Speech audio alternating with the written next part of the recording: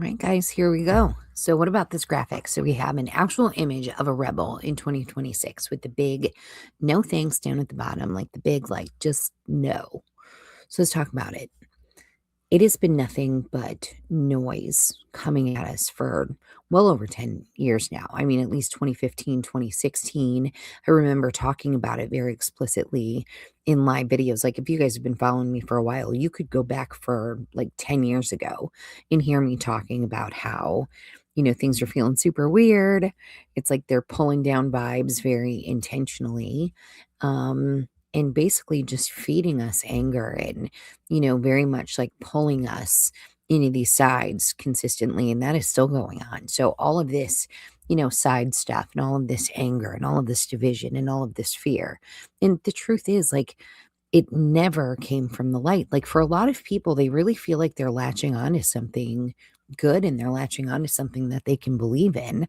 But I mean, in all honesty, shouting and screaming and being angry and feeding people fear and all of these things is never going to bring like good results. It can't happen. Energetically speaking, you have a light and a dark.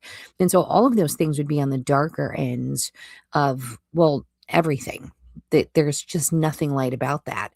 And you can't bully your way into people's beliefs and into their heads. And it's basically what's happening. Like, well, if you don't think this way, if you don't believe this way, you're the problem, But all of these lines that are being drawn and stuff, it has just never not been a call to war. Well, I don't know about you, but I really don't want to be at war. I want to enjoy my kids. I want to enjoy my family. I want to enjoy my life. That's what I want to do. It doesn't have to be a fight every day. And maybe that's what we should be asking ourselves. Why does everything have to be a fight?